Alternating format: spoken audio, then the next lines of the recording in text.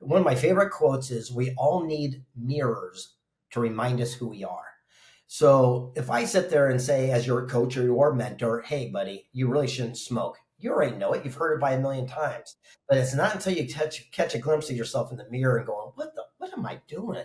That's the day it changes. So I believe in the power of mirror mentorship. So what I do is I look in the mirror, because only I know what I'm really truly lacking. But more importantly, I know what I'm willing to do. So if I can tell you the greatest things you should do, but if you're not willing to do it, it will fall on deaf ears.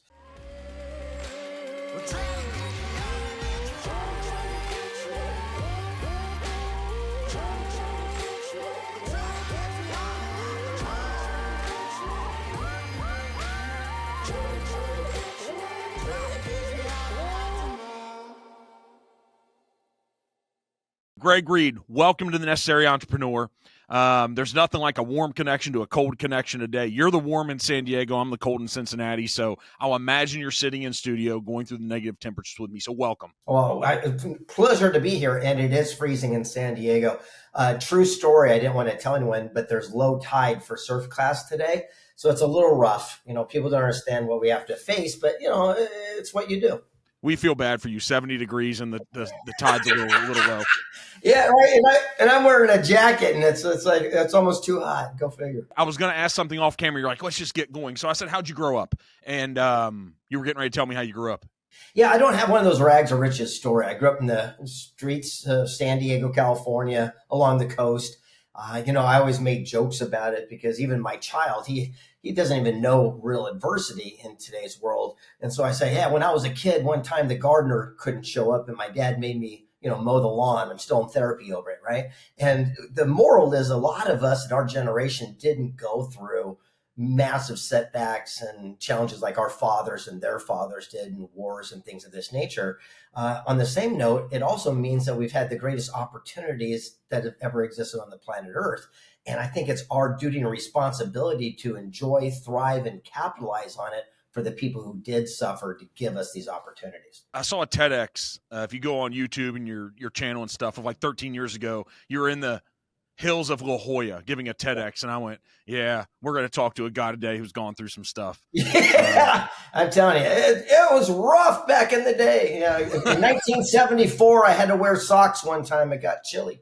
All the accolades, we'll sit here and go through them as we have this great discussion today, just about personal development and humans and this experience, whatever it is we're going through. But what did you learn just coming out of the gate with just a big question? I just love having a great conversation, but what did you learn from all these really big things you've done? If you put it all together, like climbing big mountains, swimming with sharks, running with bulls, rappelling into big holes, I'm assuming you didn't do all that like in the same month. When I was a kid, I did a bucket list like a lot of people did. And I had 60 impossible items on there. And I just started crossing them off. And I did my final one when I was 50. And it was just such a cool, surreal moment to actually go live that existence. It was really cool. It was so funny when we talk about running with the bulls. You don't run with the bulls. You run from the bulls. You know what I mean? Or underneath them or beside them, right? Exactly. And it's so funny. The lesson of that is this: seek counsel and not opinion. What's the difference? Opinions based on ignorance, lack of knowledge, like all your family friends who've never done what you want, where counsel's based on wisdom, knowledge, mentorship. So what I did is I didn't ask my Uncle Louie around the barbecue about running with the bulls. I found the guy who wrote the definitive book on it. I called him and said, hey, I'm coming out to do it. Where should I stand to have the greatest experience? And he says, on the second turn, there's a straightaway. Go to that place as soon as the gun goes off. Wait for the bulls to come to you. People will trample themselves to one side. The bulls are on the other. You'll be in the middle and can take a selfie. So as soon as the rockets went, that's where I went and had the greatest experience. But most people don't have the common sense to reach out to people who've already accomplished what you want to do, and then you can duplicate it for yourself. Why not? Why don't we have that? Because people complicate it, and they're not specific. For those of you who are new to me, my name is Craig. Okay, I've been published in 156 books, 45 languages, make movies, all this crap. But the main thing is, all I do differently is I ask the right questions from the right people.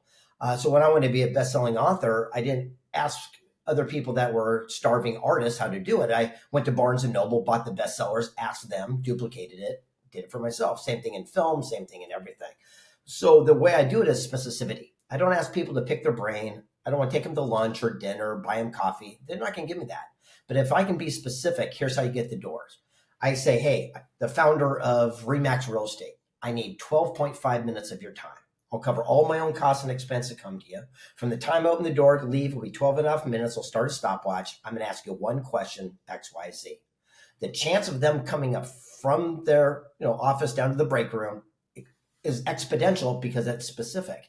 And that's what most people are missing. So I'm very clear of my ask, and then I make it very time, I guess, available for them to do it. So since the days of Napoleon Hill, you're very involved in helping us grow rich. Has personal development evolved and developed since then? Yeah, it's funny you say that. I don't know if you're leading me or what the scoop is, but I just find this in my last book, and it's called Personal Development. This is the last book I'm ever going to write for myself. Tell us what it is, yeah. With my name on it. Basically, it's a highlight reel of all the different books and product and the people I've met along the journey. And personal development, I don't think has evolved. Just this presenters, the people you get the information from has, and also the way you get the content. Back in the old days when I was new, you had to go to a seminar or listen to a cassette tape in your car. And today's you can get a podcast or you can get it from Instagram or all kinds of different places. So I believe the modality has changed. So you're doing the same thing that Napoleon Hill did. You went and talked to the people. Like, that's what you're doing. So he went and talked, I don't know if it was the 100 wealthiest people or 150 and Carnegie and all these people. There's even a question like, who did he really talk to and who didn't he? But I wasn't there. It's amazing. It's really quoting the people and learning from. But you did the same thing before you ran with the Bulls. Same exact thing. Well, what happened is in 1908, Napoleon Hill was given this letter by a guy named Andrew Carnegie to meet all of his friends to write the first ever formula for success.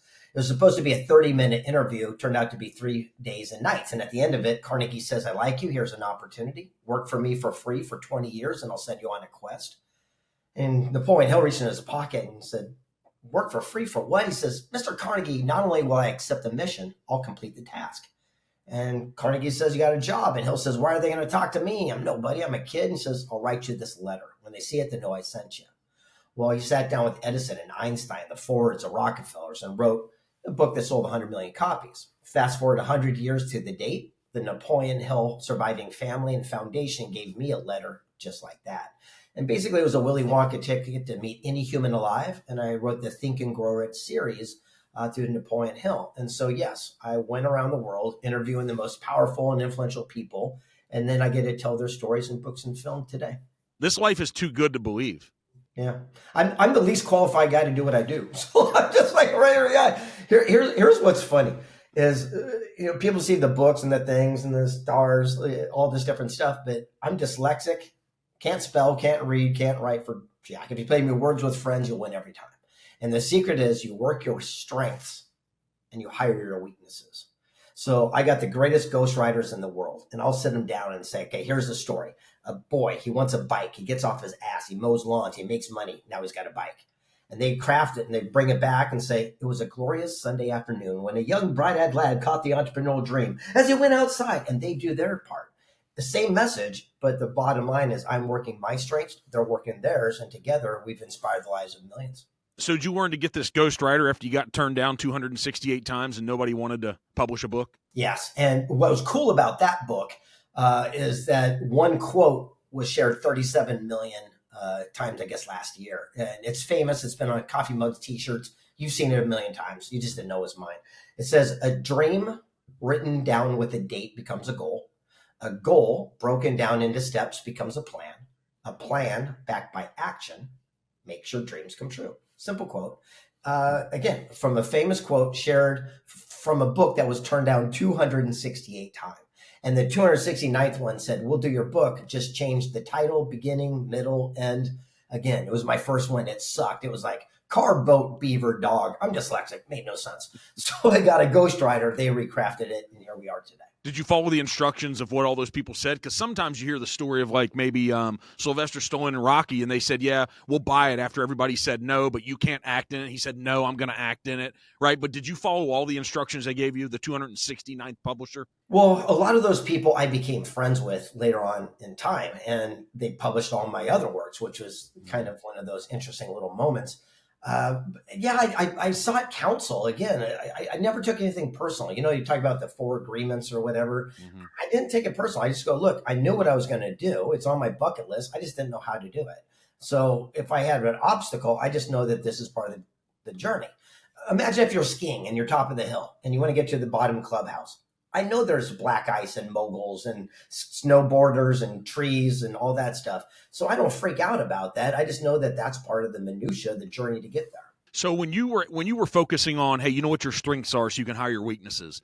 Did ego get in the way of that at all? Never. No. In fact, today I always come with a student's mindset. Like I said, I am the least qualified. I'm just a regular cat, and I come with that and say, listen, teach me, show me. Even if I'm working on something today that I believe that I'm an expert in, you can always learn something new. TTE, talk to everyone. Everyone you meet will know something you don't know. And I think that's what most people are missing. They're letting their ego, they're edging God out, they're finding their own voice. And the easiest way to understand is the most successful people are the most available. If you're brand new, happy-go-lucky. Top, happy-go-lucky. In the middle, pain in the neck. And the whole idea is, how do you jump to the front of the line? When you were a kid, you got in trouble for cutting class. Well, in today's world, as an entrepreneur, you get awarded for it. So Yeah. all I do is find people who succeeded at what I want to do and ask those people for my information. So entrepreneurship for so many, it feels like they've jumped out of a plane without a parachute. Mhm.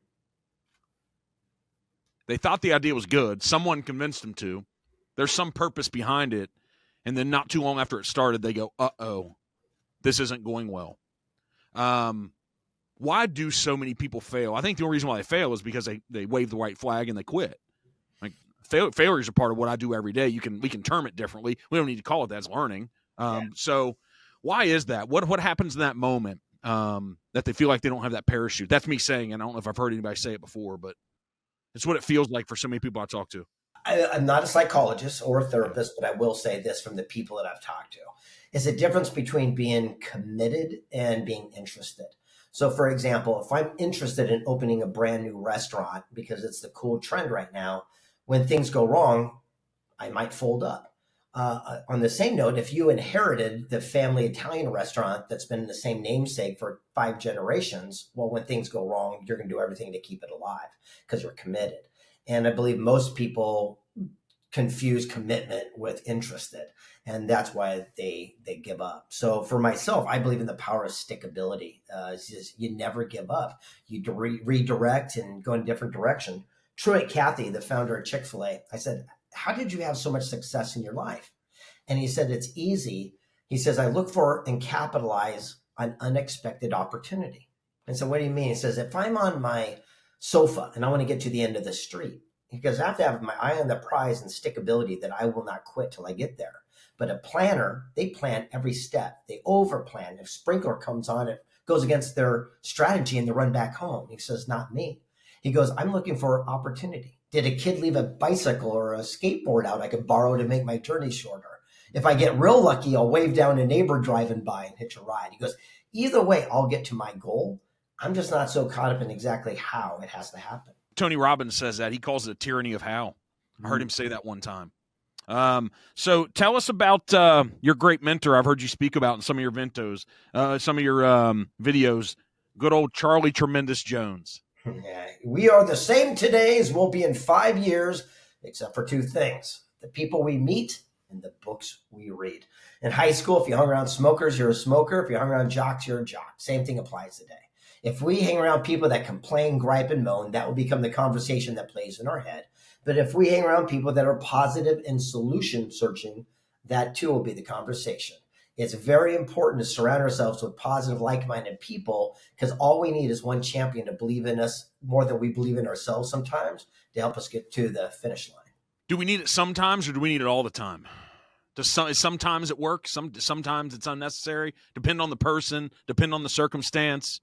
Sometimes. Are you talking about surrounding yourself with positive people? The one that believes in you more than yourself. You said sometimes we need that. I believe we have multiples. So, for example, this is one of the biggest misnomers in this personal development industry.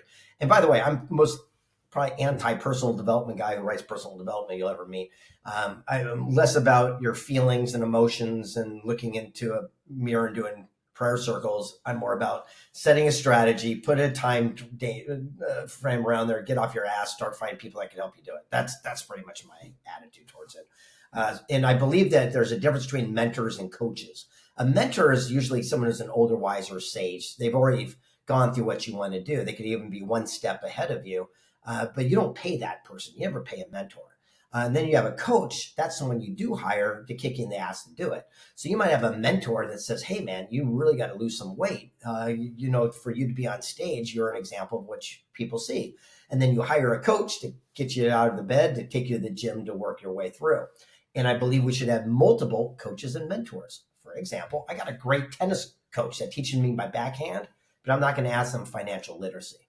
And I'm not going to ask my speaking coach about my writing. I have multiple people in my lives that are experts in their chosen field, and that's how I can accomplish so much. It's like your personal board of directors almost. Correct. And you get to choose them. And the only way I choose them is this: who's getting the result that I want for myself today? For example, I love Jack Canfield and Mark Victor Hansen, who wrote Chicken Soup for the Soul, but they did it 100 years ago. I'm not going to ask them how to publish a book or print it. They don't know. That was done 100 years ago. So today they didn't have Instagram. They didn't have all these things then. Mm-hmm. So I'm saying, who is getting the results that I want for myself currently? And that's why I reach out to them. Do you reach out to them in an organic way, or sometimes do you pay to play? Do you pay to go to the events? Do you pay to be a part of their networking group? What's the approach for someone, depending on if they're the beginning, the middle, or the end? If you don't have the network and don't have access to them, you got to take a different approach. Yeah, there's not a one size fit all. But I will say this: I started our event Secret Knock for this question, because I got so tired of everyone saying it's easy for you to get this access, you're whatever. But everyone watching this, you never heard of me before. And the people I reach out to, they've never heard of me before. It's how you come across. And if you have PMA, positive mental attitude, and you're specific with your ask, you'd be shocked and amazed how doors can open. So once a year, I do a live event. The next one's coming up in March. And what we do is I bring in these people. If you want to start a clothing line, here's the founder of UGG Boots. If you got an idea for an app, here's the guy who did OfferUp. If you got an idea for a nonprofit, here's the guy who did Make-A-Wish. Where could your life be by literally sitting down with the titans who've accomplished and ask that person for guidance? You're getting pure counsel. And that is exactly why I created the environment in which we did. March 25th and 26th. It's the greatest event in the world that you can't go to. Right. You got to be invited. There was a TV show a long time ago called Seinfeld. And George Costanza had one episode called The Opposite Day, where he asked a pretty girl out. He acted like he knew what he was doing. And when I got into this industry, 20 years ago, I did my first event. Everyone had these flyers with pop-ups with little circles with pictures of speakers and what you're going to learn. I go, what's the opposite of that? I said, well, I'll do an event where I don't tell you who will be there. Well, where's it going to be at? I won't tell you where it's at. What am I going to learn? I won't tell you. And so it costs a lot of money to go. It's $5,000 a ticket, but I will not tell you where it is or who will be there. Once you're registered, I drip the city, state, date, and then as we get closer to the guest, I let you know where. And by doing that, we've had private Skypes with Edward Snowden while he's hiding in Russia, telling his side of the story. We brought in President Vicente Fox, came in and told us how George Bush tried to trick him to go to war in Iraq. Carol Baskin came in and said, hey, I didn't kill my husband. You have all these amazing people, from sentient being robots to the people that are the greatest philosophers and Oscar winners. And you don't know who will be there until I bring them out on stage. The movie Talladega Nights, those two little kids, when they're running around yelling anarchy, that's like Greg Reid. Greg Reid's our dude. He's an anarchist. By the way, I'm picturing that dinner table, baby Jesus. It's so funny. That's great. So good. That's great. I got to figure that. Hey, pops. So yeah, speaking of movies, one of the guys that came to Secret Knock years ago, his name's Frank Shankwitz. He founded the nonprofit Make-A-Wish, and he was on stage. And I said, Frank, I got to know, what was your wish? And he goes, what do you mean? I go, well, you're the founder of Make-A-Wish. What'd you ask for? And he goes, no one asked me. I said, what? I go, I'll grant any wish you want. If you want a Lamborghini, a house, I'll give it to you. And he says, I just want my story to be told. So he signed over his life rights. And I said, Frank, I'm going to make this into a major feature film. Just know I've never made a feature film. And it took me 6 years. And finally, I got the secret sauce. When it came out in 2019, we made the ballad for the Oscars, and it's still trending worldwide. And it's called Wishman. And the moral is that everyone can be a hero. You do not need to be a celebrity or a billionaire to give a pair of socks to a homeless person. Everyone can do something and have a ripple effect. But the magic key came to the guy for me, or his name's Jules Hoinvitz, who created Showtime Television. I was sitting in his estate and I said, why am I having all these challenges? Everyone's telling me what they're going to do for me, but no one comes through.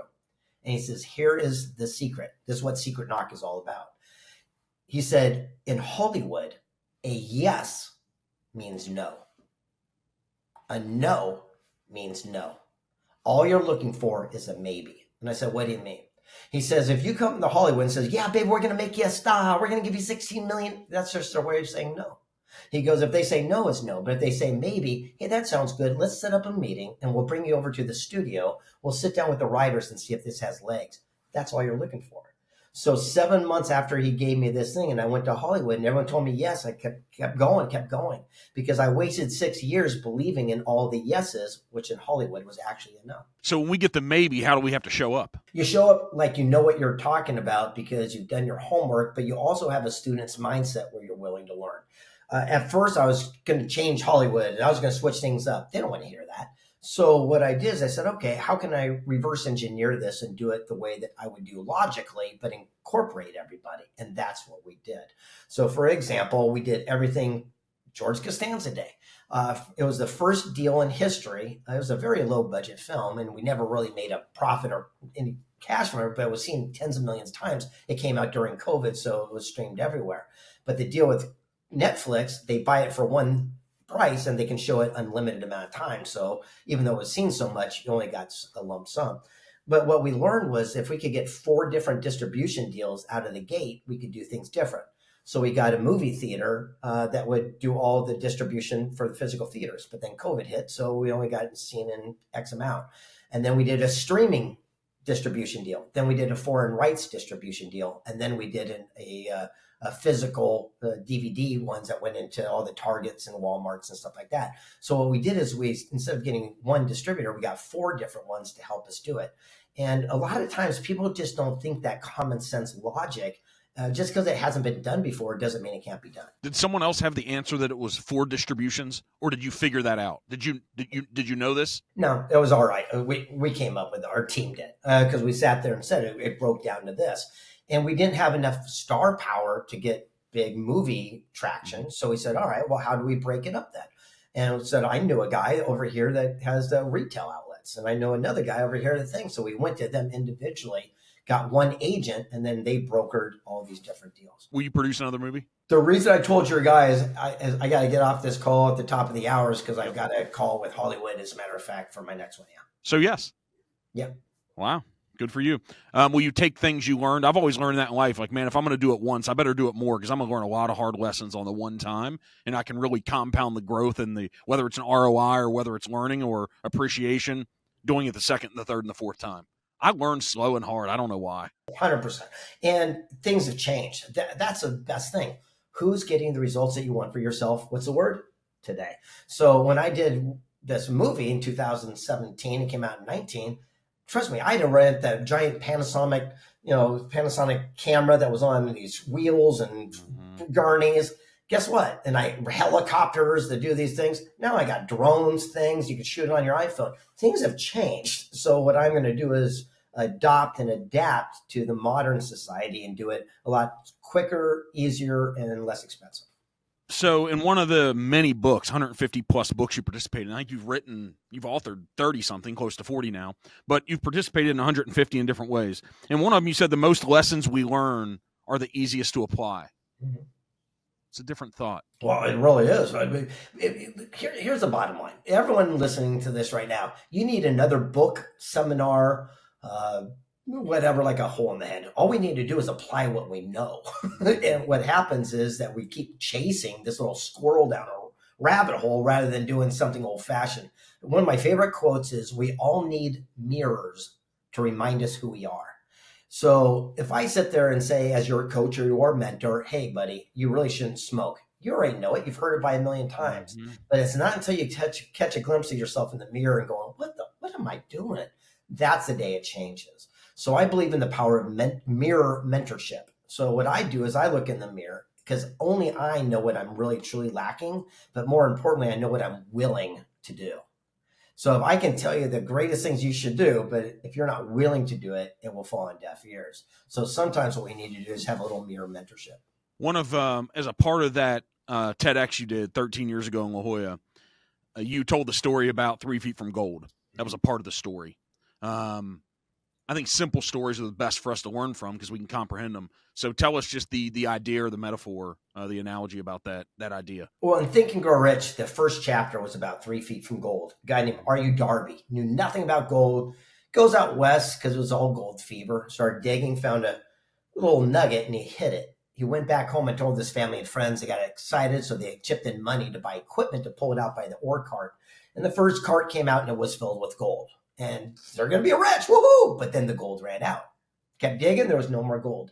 Defeated, this guy Darby walks out of the mine and says, I quit, and sees this junk man walking by. Says, hey, buddy, give me $200. I'll sell you the mine, the deed, the equipment. I quit. I'm going to go back home to something I know.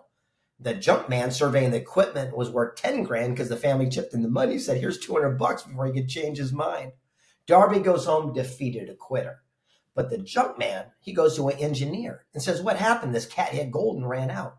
And the engineer started laughing. He says, that's mining 101. Everyone knows that gold runs in a straight line. It's called a gold vein. What Darby did is it came in one side, hit gold, and popped back into dirt. He says, go back to where they discovered their treasure, go 90 degrees, just 3 feet the opposite way, you'll tap back into the vein. Not only did the junk man pull millions upon millions of dollars out, but that's what fills Fort Knox today. And the moral is, how many times have we or someone we know quit one class short from a degree or sales or marriage? Or it's easy to quit, but it's the people that persevere and go that extra 3 feet. They're the ones that win the Super Bowls of life. When's it okay to quit? I believe if you have the knowing what you're working towards, you don't quit. You just readapt and adjust until you get there. So for myself, I run in this all the time. It's like I run into a burning building all the different times, and I sit there and say, what is my solutions? What is my way out of this thing? And unfortunately, most people ask the wrong question. You see, the universe, God, prayer, however you would like to look at it, is very literal in my Sir Mason. So what that means, by the way, Sir Mason, I don't even know that's a word. Sounds good to me. Let's write them. Sounds good. You know what I meant. So what happens if you sit there and ask Google a question, there's no emotion. It's very literal. So if I said, show me men's shoes, well, it's a billion things. But if I said men's shoes, size 10, a mile within my vicinity that I can get to by car, it's going to be very specific. Well, that's how the universe works. And that's how prayer works. So what happens is most people say, God, why does this always happen to me? This is why, you dummy, and gives you more of it. When will this go to hell in a handbag Tuesday at 4? But successful people say, how can I get even better than this? What is the solution and the challenge that I'm going through that I'm not seeing? Who's on my phone that I could open up to right now to build a win-win relationship? And guess what? All of a sudden, those answers start magically appearing.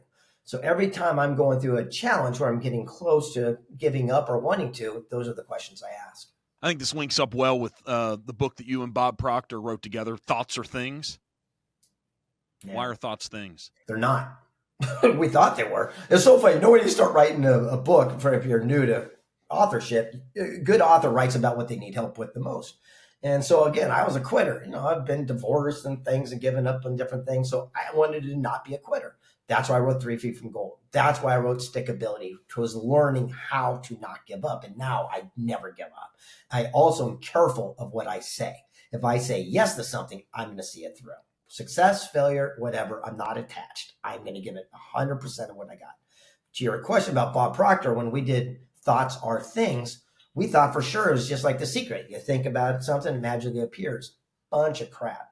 Thoughts are not things. If thoughts were things, I'd be a bagel with cream cheese. I'm hungry right now, right? But my thoughts become things by the actions in which we take. So when we're done with this, I get on Grubhub and order my bagel. It comes to me by the actions in which we take. How many times have we had $1 million idea in the shower? Yeah, you forget about it. You didn't write it down. Right? Yeah. The whole idea, the only difference between us and them is one person acted. So it is the action in the law of attraction that makes your dream reality. Think it, feel it, get off your ass, go do it. The 80-20 rule. Why is that? Is it a thing first? It seems like it's somewhere around then. Why is it a thing? It seems like it's just in Mother Nature, and it was here before we were here. It exists today, and it's going to continue moving forward. Whether it's 80-20, 75-25, it just seems that no matter the idea, the thought, the practice, the action, whatever it is, all these people that try it, that think they want to do it or whatever, there's just a small little sliver of people who do. I was sitting in Sarasota, Florida, about 3 months ago. We opened up my real estate company brokerage down there as well. And I've been in this business 20 years, but I still had to sit with all the newbies and everybody and go through the orientation for that board of realtors. You have to do it. Fly down there, go through it, doesn't matter. And I actually appreciated it, though, because I got to listen to other folks that were training and were teaching. And there were 110 people in this room. There's a lot of people that get real estate licenses in Florida. They see the hopes and the dreams of what it's going to be. I'm sure it's the same thing in California. But the guy said, how many people in the room, he asked two questions. How many people want to be in the business, still in this business, a licensed realtor in 3 years? How many want to? So of the 110 people, how many people raised their hand? All 110. And then he said, okay, of course, how many of you think you're going to be in this business in 3 years? Everyone raised their hand. And he said, the truth is, based upon the stats from our board of realtors, is 90% of you aren't going to be. Mm-hmm. And I know that's close to the truth because I've seen it happen year after year after year, but those folks don't. Why don't they know? Well, back to the real estate, I just saw a stat yesterday on Instagram, so you know it's got to be true. It was like 74% of realtors did not even sell one single property last year. Somewhere between 50 and 70%. Regardless of what the number is, it's ridiculous because there's 1.4 to 1.5 million realtors in the nation, and it costs thousands of dollars a year for these folks to stay licensed and be a part of the MLSs. That's like me saying I'm a rodeo clown because how you just call yourself a realtor if you didn't do anything? That's like me calling myself a rodeo clown, but I've never done that either, so I might as well do that as well. So why does it happen? All those people, because and we hire a lot of folks too, my real estate company, and we'll do everything we can to communicate with them in an honest, sincere way about what this is going to take. It's going to probably feel like the hardest thing they've ever done. It's going to require all the things that they don't want to do to actually become successful. And every single person says, oh, that's me. I'll do that. Absolutely. Because they say they want it. Mm-hmm.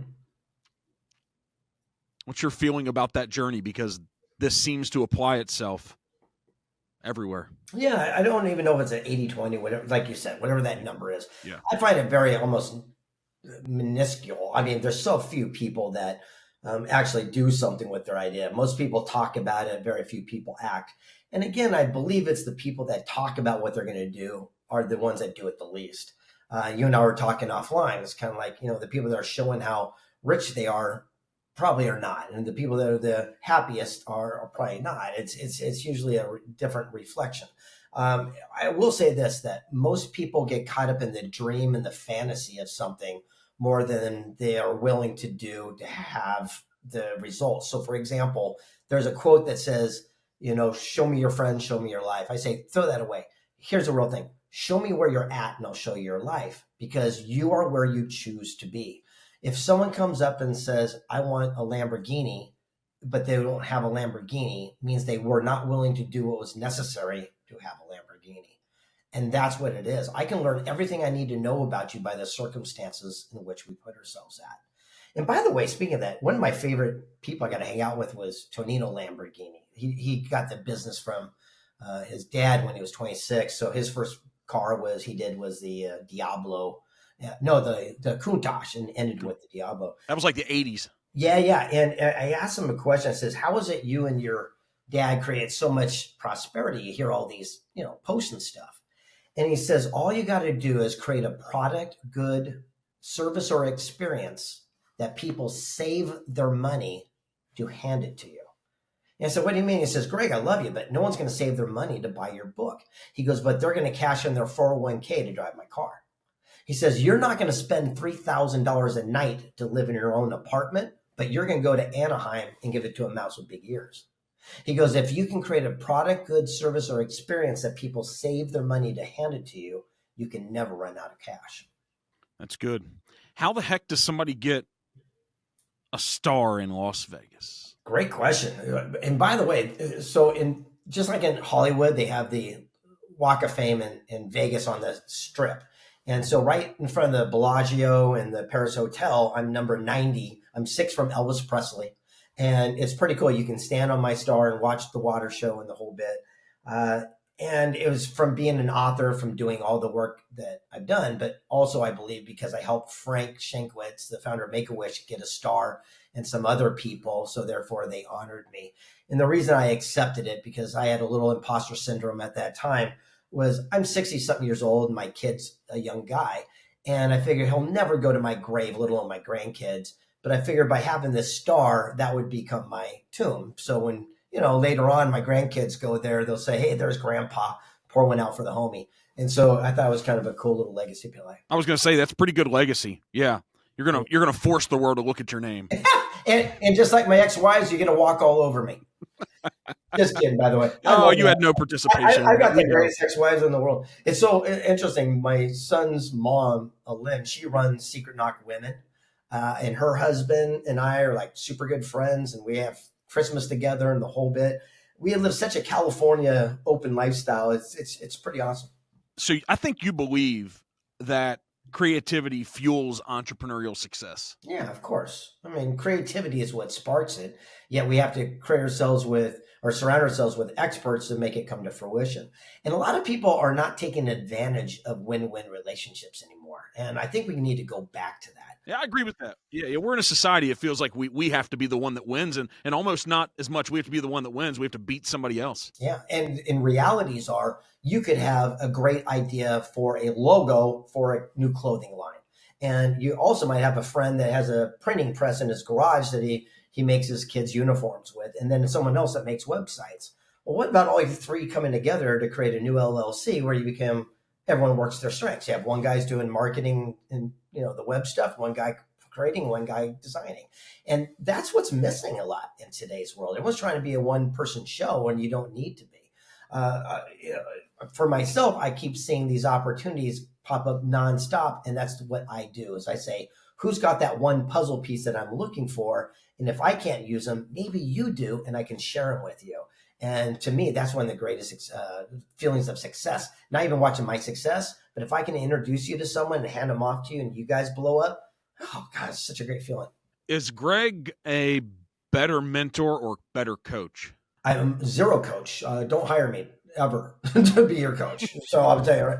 Do not hire me to teach relationships and or coaching. I am not that guy, but I am an awesome mentor, great friend, and probably the greatest ally you could humanly imagine, and connector. And the whole idea for us is to build community to help one another. And that's what we created our Secret Knock brand. That's what we did.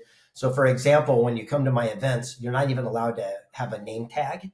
You're not allowed to have business cards, nothing. Everyone just be a human. And what does that mean? If water runs out on your table, you don't complain, get your ass up, get water, bring it back for the table, be normal. If trash is on the floor, throw it away. Go reach out, talk to somebody, shake someone's hand. And that's the environment that we're creating. So for example, you'll be sitting at a table until I say, here comes the guy who created the credit card magnetic strip and change banking, and he's sitting right next to you. But until you turn around and meet that person, you won't know they're there. Do you think people leave your event with tangible things that they met from the guy who created the magnetic strip on the credit card? Do you think they take away something specific from an individual, or do you think they walk away inspired with a feeling that makes them go and take action? Yeah, usually both, or contacts or connections. Again, we are one quality connection away from everything. So I've seen multi-$100 million businesses formed by connections. I've seen marriages formed. I've seen movies made. I've seen so much amazing things come from it. And again, that's my fuel that keeps me going to keep doing this thing. Hey, thanks for tuning in. If you like these types of conversations, be sure to follow The Necessary Entrepreneur on your favorite platform so you never miss out on future content. Other than making a movie and the Secret Knock, like, is that Is that your passion right now? I mean, is this organization, the Secret Knock, in that event? Is that the passion that feels like you can go out here and change the world and put your stamp on it, and maybe have us all carry away a star of fame from Vegas and we carry it home with us? Like, is that the passion now? It's an opportunity, and given the right circumstances, I'd like to pass the torch. So no, I'm a non-attached guy. What does that mean? Daniel Laporte wrote this whole book between being detached and non-attached.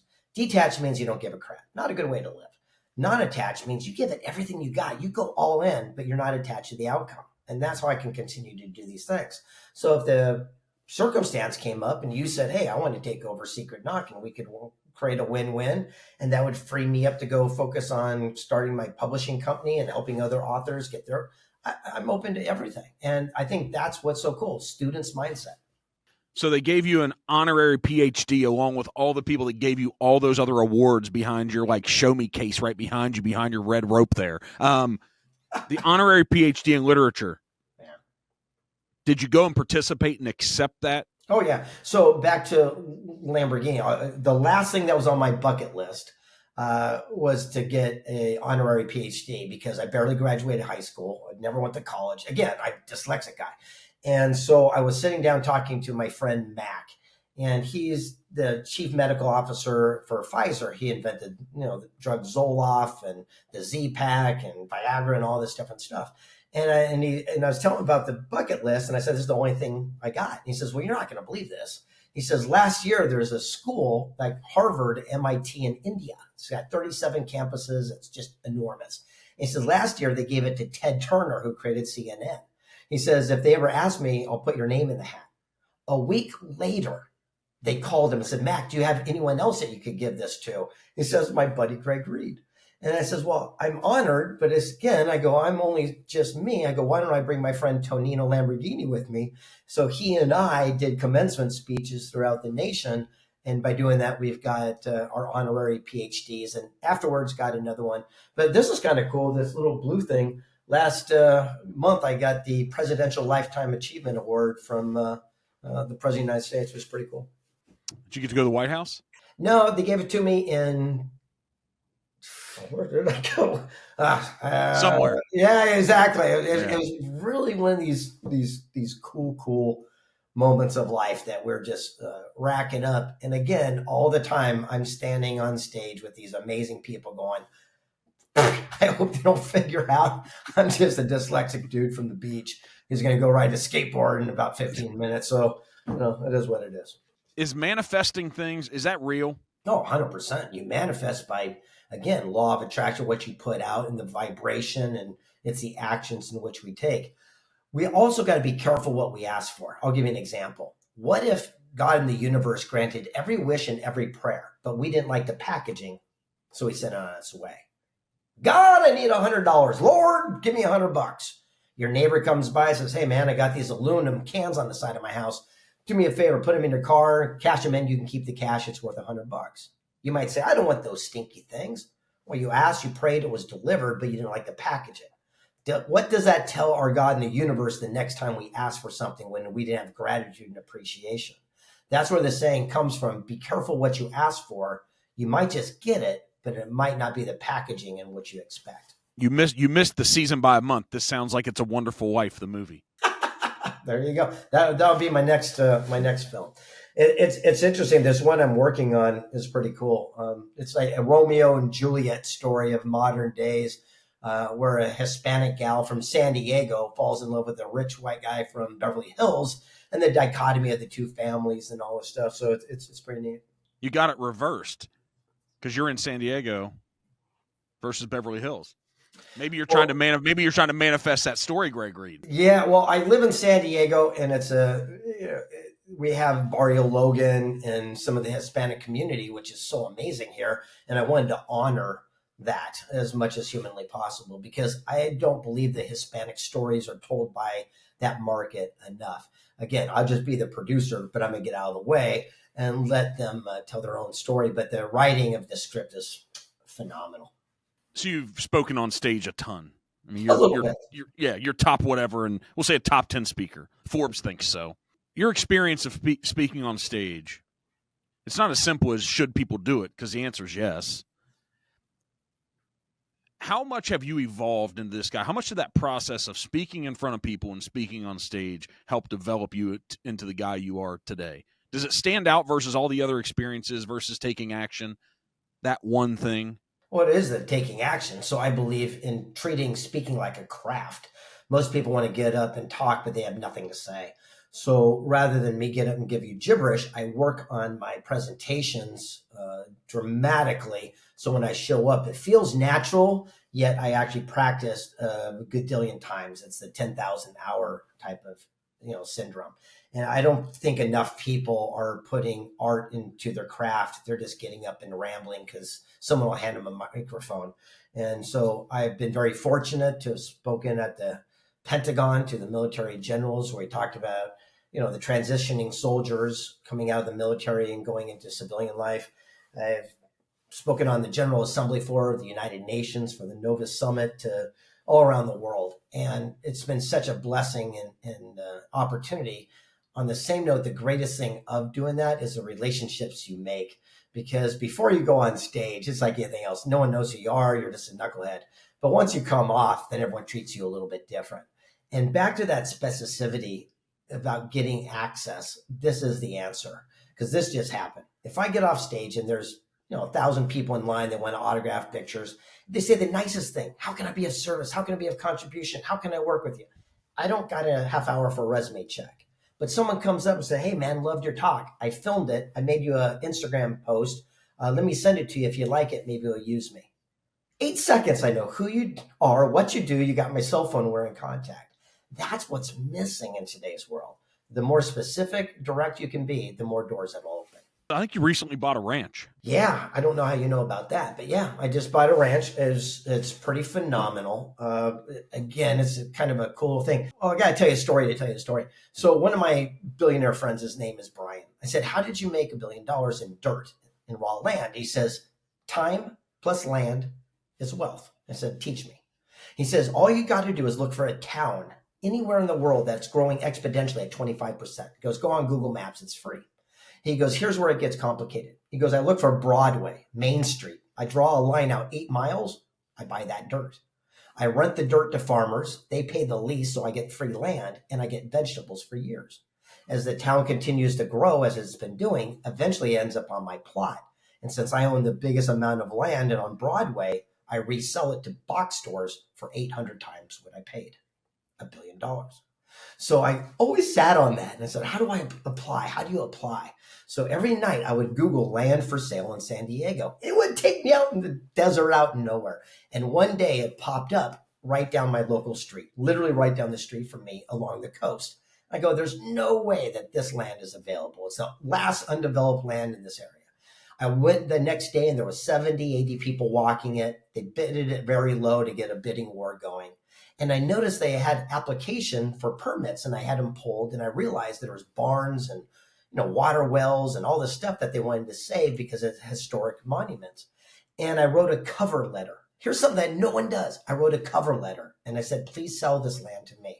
And by doing so, I will do everything within my power to preserve that legacy. They called me the next day and they said, you promised to do that. You're not going to subdivide and do condos. I go, I promise I'll do everything. And they sold it to me for under asking price. And now I'm going to build this really cool estate where people can come and be inspired for years to come. Did they put it in the deed that you couldn't develop it? No, they just asked and I lived my word.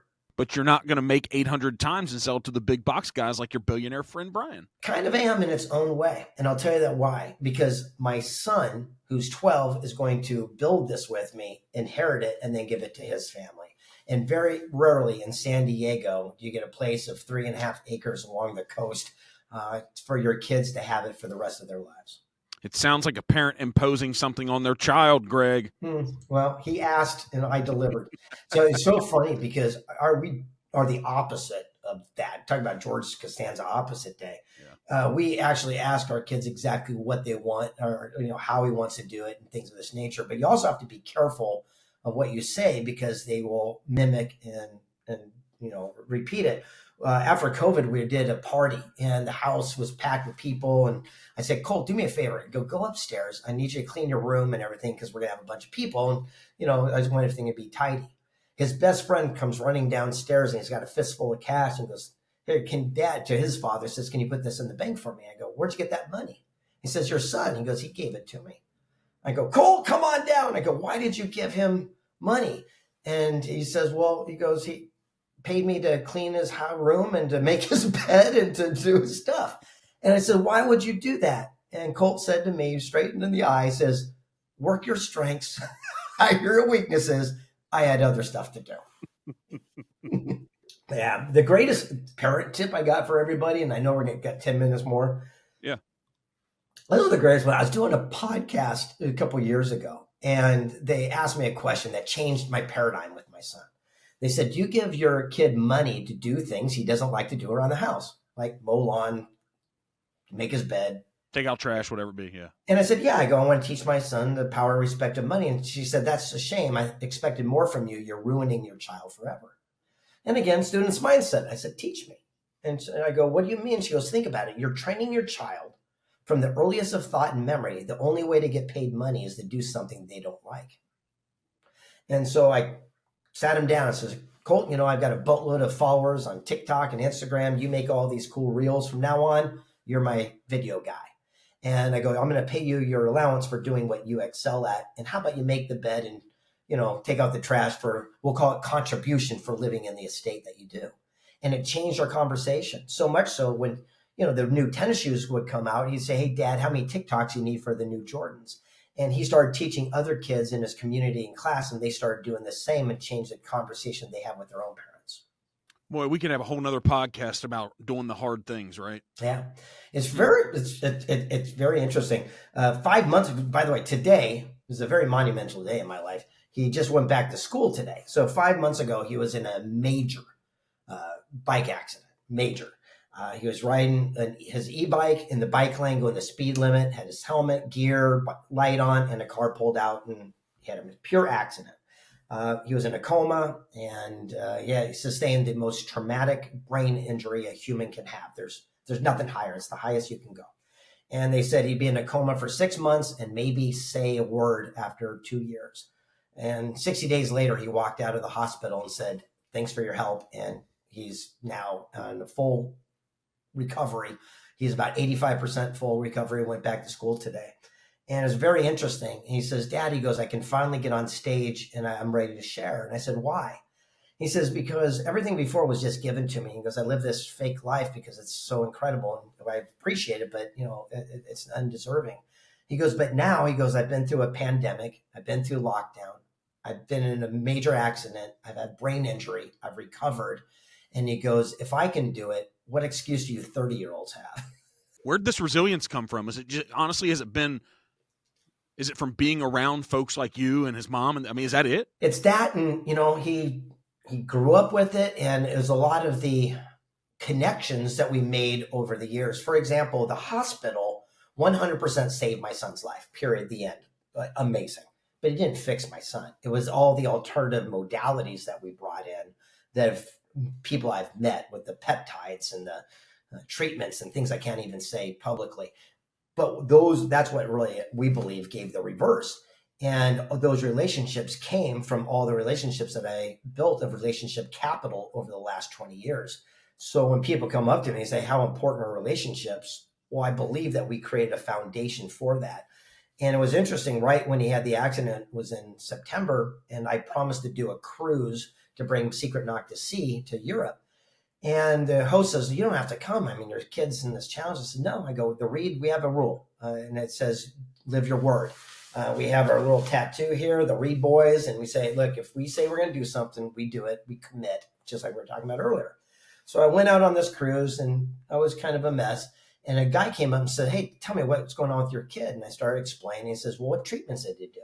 Started explaining. I said, why? Are you a doctor? I mean, why would you know this? And he goes, don't worry about it. He goes, tell me some more. And I did. And I said, well, you got to tell me, who are you? And he goes, well, I'm the president and CEO of Children's Hospital. And he says, your son's taken care of for the rest of his life. You have nothing to worry about. And when I got back, after my son was being released, we were going through some challenges because just the waiting list for some of the therapies would take forever. My friend called the CEO of this other place and opened up the door so we could kind of get in front of the line. not to take other people's place, but my son had such fast treatment. They wanted to see if this could become a case study to help other kids. And so it's really interesting how all these planets start aligning once you start looking for it. That's awesome. The funny thing, I'm sitting here thinking with our final few minutes, when your son said, "So what's your 30-year-old's excuse?" And it's like, does he not know you're 60? Mm-hmm. He does, but to me he doesn't think I'm 60. So we talked about that today. That's why you love him. well, it's funny because he went back to school, and one of the instructors is 60 years old. I'm 61, but she looks that age, and so he says to me, he goes, "You don't look like you're 60." And I says, well, it's because all these alternative treatments, plus skateboarding every day, plus staying healthy, plus I don't drink, smoke, use drugs.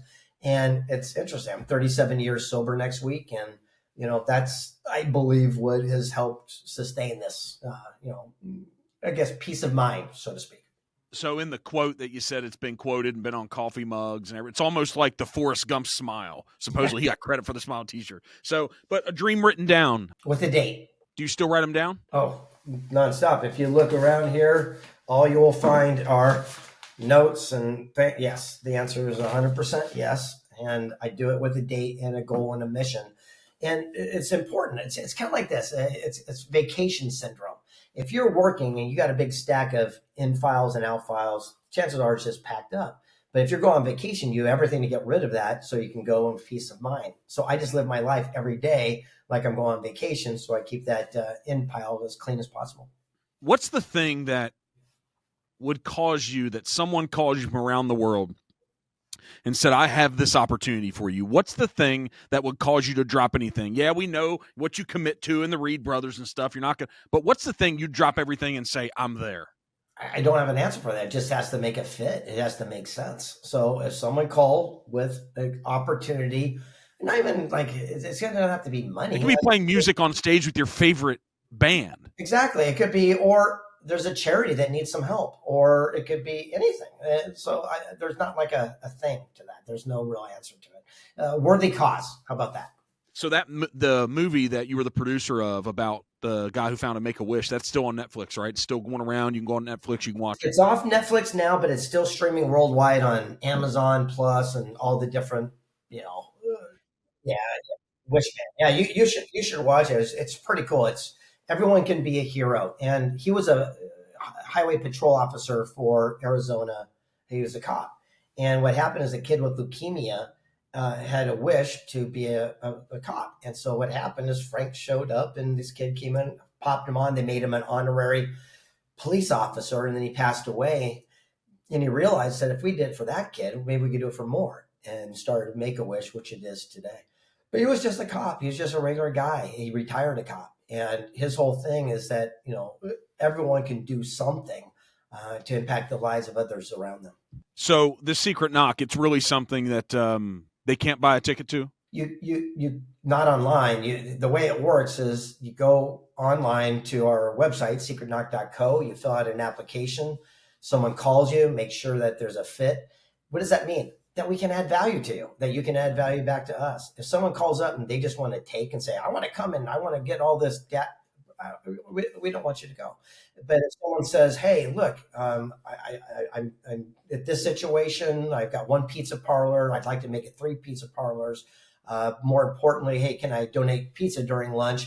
Let me come to your thing and meet some people, and it's a win-win. That's what we're looking for. We're just looking for like steady, strong relationships. Hey, thanks for the conversation today. This was awesome for me, selfishly. You're a great dude, man. Thanks for sharing, and the story about your son. That's real life stuff that I'm sure somebody listening to this, multiple people, they're going to have something similar going on in their life, unfortunately. Yeah. And it's interesting. You're the first person that I've shared all that with. So it's kind of interesting. This will be the new talk probably coming down the road, and my son will probably be doing a TED Talk kid version one day soon. But I want to say thank you for having me on. Thanks for the open dialogue and communication. It was cool not to have set questions. And people watching these, just so you know, majority of the time that we do this, you're following a script.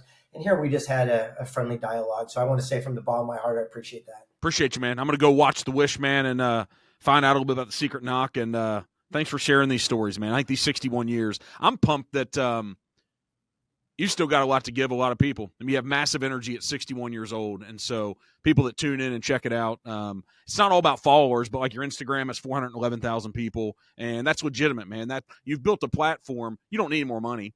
You're a guy that's still making enough, but you don't need any more. But the impact you can still make with folks, follow along, listen. Your positive influence is just, it's awesome, man. So I appreciate it. It's funny about the Instagram's little thing is I had 2.4 million, and I realized majority of them were the bots or these people in foreign countries. It just was fake. And I said, I want to live my own message. I go, this doesn't feel right. So there's a little thing on Instagram you can hit to see your fake followers and bots. And I just deleted all that garbage. So I got rid of 2 million followers that looked awesome, but it wasn't real. And I says, that's not the life I'd like to live. And more people, I believe, are going to be living and stepping into their true authentic self rather than the one that they just have to put up on the social media to pretend who they really are. Well, Greg Reid, the principled anarchist. All right, enough of that. I'll see you Appreciate later. you, man. Hey, go crush this other movie and be a producer. Thanks for spending the time with us today. Bye, champ.